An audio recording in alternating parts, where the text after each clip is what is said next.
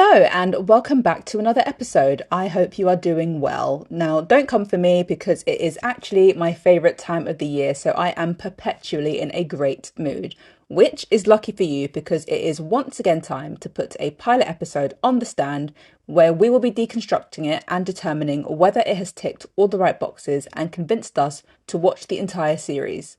Or at least the second episode, because like you, dear listener, I have such little time and so much to bloody watch. Now, apologies if I lack my usual vim and vigour. I have been a little under the weather, but I was determined to get this out at its regularly scheduled slot. With that being said, I'm Jen, and this is what we're working with for the psychological mystery drama, A Murder at the End of the World. To give you a little teaser into things to come, here's a look at the pilot synopsis. Since solving their first cold case 6 years ago, Darby Hart has been cracking unsolved murders mostly involving women. Now they'll need every skill they've acquired and will have to give everything they've got when, after being invited to an intimate retreat organised by a reclusive tech mogul filled with big thinkers, Darby stumbles across a murder. Now, mull that one over as we dive into the credits. So here's what we're working with for A Murder at the End of the World.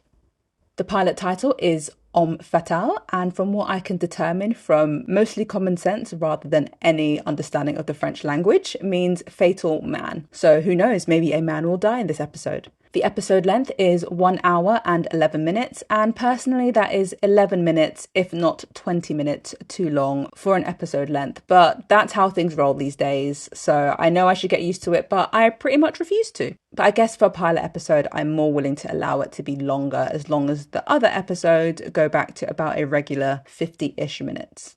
Homme Fatale was written by Britt Marling and Zal Batmanglij, who are also the show's creators and executive producers.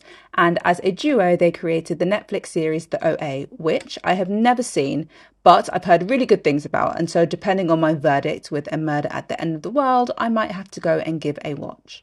Britt Marling also directed the pilot episode Homme Fatale, and this is the first scripted piece I believe that she has directed. Moving on to cast, there is a whole host of characters that come into play in the pilot episode, but the ones that I think have the most pointed screen presence include, of course, Emma Corrin, who plays Darby Hart. Corrin is likely known to many for playing Princess Diana in Series 4 of the Netflix series The Crown. Also for TV, they starred in 4 episodes of Pennyworth, and for film, starred in the 2020 film Misbehaviour and the 2022 Lady Chatterley's Lover. Corrin will star in the upcoming movies Nosferatu and Deadpool 3. Next, we have Harris Dickinson, who plays Bill. Dickinson has written and directed a few shorts and has popped up in episodes of BBC's Silent Witness and Click, as well as the films The Darkest Minds, Maleficent, Mistress of Evil, The King's Man, Where the Cruel Dogs Sing, and See How They Run. Britt Marling, the show's creator, executive producer, co-writer and director, also stars in the pilot episode, playing Lee. In front of the camera, Marling has starred in Another Earth and Arbitrage for film, and an episode of Community, 7 episodes of Babylon, and staying on brand, The OA. Finally, on the selected cast list is Clive Owen, who plays tech billionaire Andy. Owen has a chunky filmography, so here are the highlights across film and television: King Arthur, Inside Man, Children of Men, Elizabeth, The Golden Age, Closer, Anon, and American Crime Story. You know, I really thought there'd be a few more interesting things there, but there we have it. Rounding up, you can watch A Murder at the End of the World on Disney Plus/Star/FX, depending on where you live. A Murder at the End of the World has a series length of 7 episodes, but they're not all available to watch yet. They are being released weekly on Disney Plus/Star/FX. And I've learnt my lesson and verified my sources, so let's not dwell on what happened in the Culprits episode. However, I will say that I still think having an odd-numbered series length just doesn't quite sit right with me. It was the title, A Murder at the End of the World, and the poster that hook, lined and sinkered me into watching the pilot episode. The synopsis also mentioned a Gen Z Sherlock Holmes type character, and I was really interested in seeing how they were going to pull that off in an quote-unquote adult setting. To be classed as a Gen Z, you would have had to have been born between 1997 and 2021. So that means people who are aged between 11 and 26. And I don't know, I think it's because I don't know anybody in that age group that I find them incredibly fascinating. And so being able to get a sense of their personalities, film depicts life, as they say. And I thought maybe A Murder at the End of the World would be more up my alley than, I don't know, going back and getting a subscription to Nickelodeon or Disney Plus. Okay, let's dive into Homme Fatale, the pilot episode from A Murder at the End of the World, by looking at the first 10 minutes. Why the first 10 minutes? Because I was always taught as a screenwriter that the first 10 minutes is where you needed to hook your reader. And that's whether you're writing a feature film script or a TV pilot. So that's why I always look at the first 10 minutes, because it's designed to be a natural hook point to keep people reading and therefore watching. So the first 10 minutes of Homme Fatale. In a city at night, a figure walks through the streets to get to a bookshop. And to be honest, I felt that. I love a bookshop, me. When they enter, an author is finishing a reading and then they're up as the announcer welcomes them, Darby Hart, to read an excerpt from their true crime mystery novel, Silver Doe. And I'm going to pause real quick here to say, sorry? I'm sorry, they're cutting it hella fine to do their reading of their debut novel. If one of my novels got accepted, let alone published, and I was invited to read an excerpt, I'd show a little more respect and maybe turn up 5 minutes before I was due to go on, not seconds. But I don't know, maybe that's a Gen Z thing. Is this what we're learning about Gen Zs? They like to skate in and cut things by the skin of their teeth. Okay, rant over, no more sidebars. Darby Hart, bookshop, Silver Doe. Before they begin their reading, Darby gives us a few statistics about the number of unidentified bodies in the USA and some facts about themselves. They're the child of a coroner, they're a hacker, and they grew up in Lost Nation, Iowa. And it is there, on the edge of town, that the bones and a pair of silver earrings of a Jane Doe was discovered. That gets the attention of the previously thinning crowd. As a last prelude, Darby mentions Bill, who they met on an amateur sleuthing online forum, because there is, of course, a forum for everything. Together, they look into the woman they've come to refer to as Silver Doe, and a year into their investigation, they find the former address of the presumed serial killer responsible for killing Silver Doe and many others. And this is where Darby's reading begins. But, breaking away from convention, they start at the end with, "I sometimes wonder, would it have been better not to go?" Then we enter a flashback to a motel on the edge of town, and we meet a very different Darby to the one we know from the bookshop. Their hair is longer, and there is a ferocity to them that's missing now in the present. In that room with Darby is Bill, who is telling them it's a bad idea to break into the home of a possible serial killer, that the FBI might get involved, that they should at least tell the police where they're going, and ultimately he refuses to go. And I'm going to interject one more time to say how nice it is to see someone with some sense, okay? I know it doesn't make for a good story, but it's a level of realism that I really appreciate.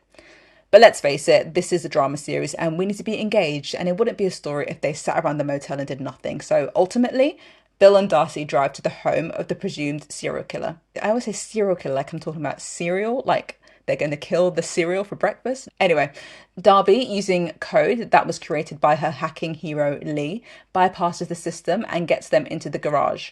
It closes shut behind them, and while they're still seated in the car, the adrenaline coming down from holy shit that worked to oh my god shit might get real, Bill asks, "Are you sure you want to do this?" And then the automatic light shut off and they are plunged into darkness. And that is 12 minutes and 24 seconds, and also where I'm going to leave it, because the next scene takes you to 17 minutes, and that is way outside of my parameters. Which means we can move on to talking about the main characters. Firstly, Darby Hart. And Darby Hart, if you ask me, is the name of a superhero, and their personality has been constructed with that in mind. Darby is a genius. They talk about hacking government systems, and from their computer setup at home, they clearly know what they're doing. Though we meet a more subdued Darby in the present who is still curious, the obsessive personality that we catch glimpses of in the past has waned some. Our Darby today is reserved, less likely to blow a fuse, and as Darby says with her own mouth, and we observe during a dinner party scene, they're not great with people face to face and feel more comfortable with a projected artificial intelligence or with people online. In terms of how Darby will deal with the conflict, I don't think Darby will be able to handle it at first due to past trauma involving the Silver Doe case. But We are who we are no matter how deep we try to bury it, and I believe the dogged, obsessive part of Darby's personality will likely resurface, and I fear for anybody that stands in the way of them finding out the truth. The second main character, I would say, is Bill, the man, the myth, the legend. Darby spends a lot of time talking about Bill, the Bill she knew, the Bill she was in love with. So when we meet Bill, there is a heavy weight of expectation for him to live up to everything we've been told. The key aspect of Bill's personality is his protectiveness. In the opening 10 minutes, he tries to convince Darby that going to the house of a supposed serial killer is a terrible idea, but Darby wanted to go and he wasn't going to let them go alone. In terms of how Bill would deal with conflicts, I think head on. There's an honesty to his personality that filters through to his everyday actions. And I think there's something about being an honest person that always puts you on a path on the search for the truth, or, some such shit like that. The other two main characters I would say are Andy and Lee, but we don't get much from either. Andy, the tech billionaire who has invited these great minds to the retreat, or his wife, Lee, who happens to be the female hacker Darby is inspired by and even dedicated their book to. And not to keep harping on about what we don't have, but we also don't have an antagonist in this pilot episode either. Mostly, I believe, because the pilot episode is fundamentally structured to give us the starting pieces of a puzzle. Unless this was an episode of Columbo or Diagnosis Murder and therefore a How Catch 'Em, we won't know who done it for a while, and therefore we don't even know who the big bad is, which is fun because it makes you look at everyone with a suspicious eye. However, I would like to take a wild guess and say that AI did it, because surely smart, wealthy tech tycoon is too obvious. Andy, Lee, AIs, don't worry, you haven't accidentally skipped to a different episode. So far, I've outlined the pilot synopsis and the first 10 minutes, but to explain, there are essentially two separate storylines taking place in Fatale.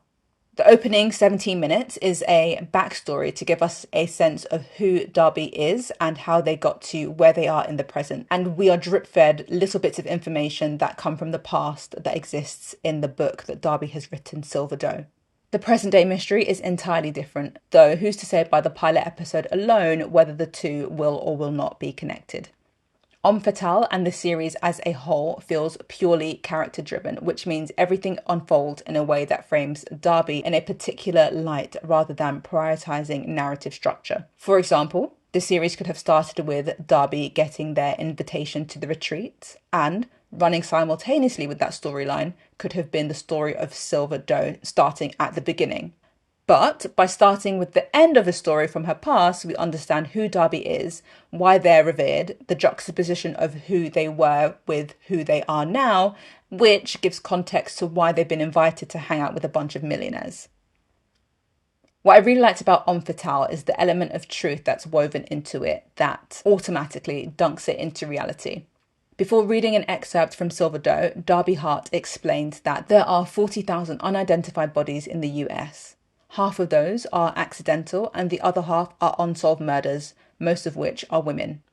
And it's not just the facts that are interesting, it's the person telling them, this youthful individual standing up on stage, glanced at and ignored by older people around them, dismissed for their age and generation. This moment tells us that Darby and her generation understand the world and its seedy realities, and that they are not children. They are adults too, and they have a voice and they will be heard.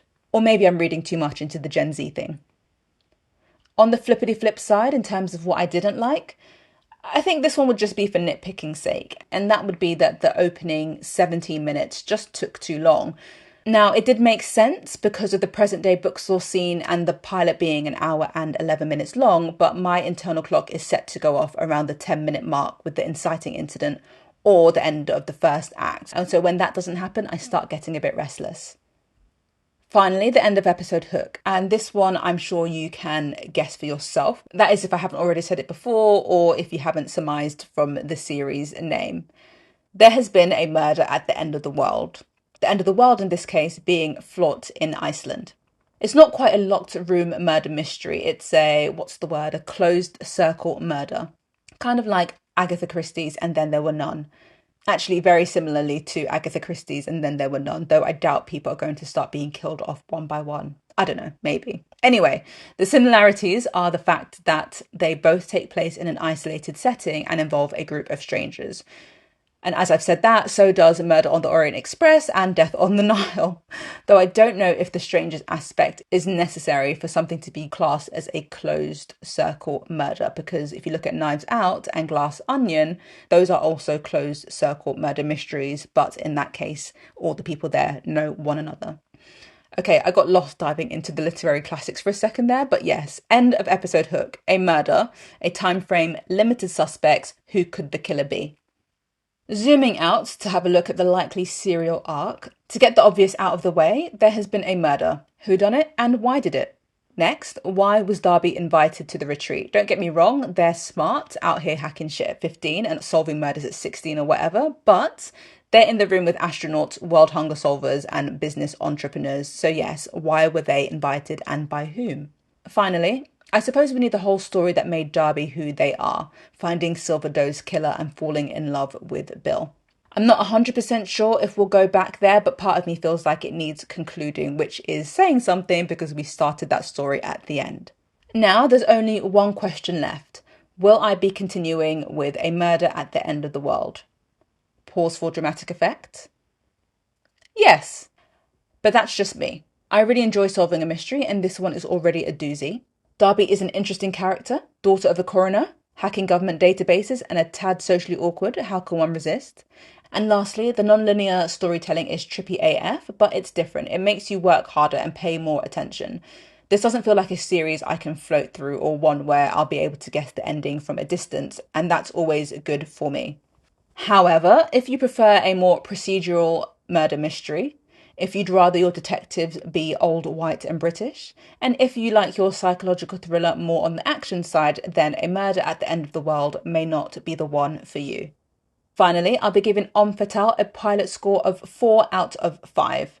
Firstly, because Darby is a different kind of protagonist. There's a seriousness to them and the world that one typically doesn't expect from a main character in their 20s. With the story, the duality of the past and present, whether the two are related or they're just running concurrently, both stories are unique. You've got one murder that can be investigated with detachment and another that feels very personal. The general intrigue is also high. I have no idea what the Billy Goat's gruff is going on, and I want to know. Andy and Lee seem weird. I don't trust anyone on that retreat. I'm desperate to know more about these characters and unpeel their truths like onions to uncover the murderer. Finally, it's well paced. There's a spooky slowness to the pilot. You know something is coming, but you don't know what, and the way the writing subverts these expectations keeps you on your toes. A great example is the opening. We watch someone walk along dark roads with headphones on and you think they'll be mugged or something and you hold your breath, but nope, they're going to a bookstore and everything is hunky-dory. With all of that being said, you're wondering why not just give it 5 out of 5? Because the opening 17 minutes was a different pace and tone to the rest of the pilot. And it took me a hot second to understand that we weren't going back there, that the next 10 minutes following those 17 minutes followed an entirely different narrative. Now that we've hashed out the fundamental principles, will you be giving the pilot episode a watch? Or have you already watched episode 2, which dropped the same day as the pilot? Let me know over on Instagram or Twitter/X @pilotprinciple. Make sure to follow and rate this podcast on your audio streamer of choice. Have a lovely, cozy mystery solving week, and I'll catch you on the next episode. Aww.